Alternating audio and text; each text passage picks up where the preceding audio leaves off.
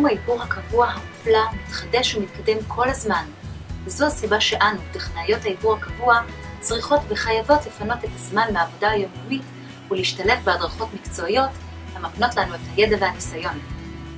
מרים קיסר וצוות ההדרכה המקצועי שלה הקדישו את מרב הניסיון והידע שלהם להכשיר ולקדם אותך בסמינרים וההשתלמויות המקצועיים. אני רוצה לספר לך על מגוון ההדרכות המקצועיות שלנו בתחום האיפור הקבוע.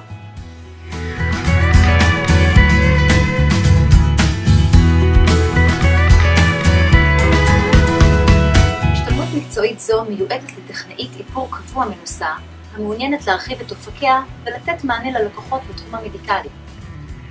בהשתלמות זו תלמדי אודות הנושאים הבאים: כיצד לבצע הדמיית פטמה והתרה לאחר ניתוח כירורגי באזור השד, מילוי קרקפת בהדמיית זקיקי השערה, עבודה מול לקוחות עם מחלת העור ויטיליגו, וכיצד לשפר את מראה הצלקת.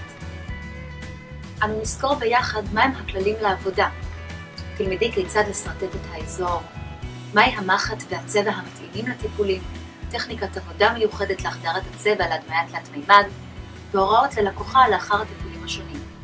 בנוסף, במסגרת השתלמות זו, תצפי בהדגמת מגוון הטיפולים על ידי מדריכה בכירה. הצטרפי להשתלמות זו ותוכלי להרחיב את מגוון הטיפולים שלך בתחום האיפור הקבוע. להרשמה לסמינר הקרוב, צרי קשר לטלפון ואנו נענה על כל שאלותייך. לאינפורמציה נוספת, בקרי באתר הבית.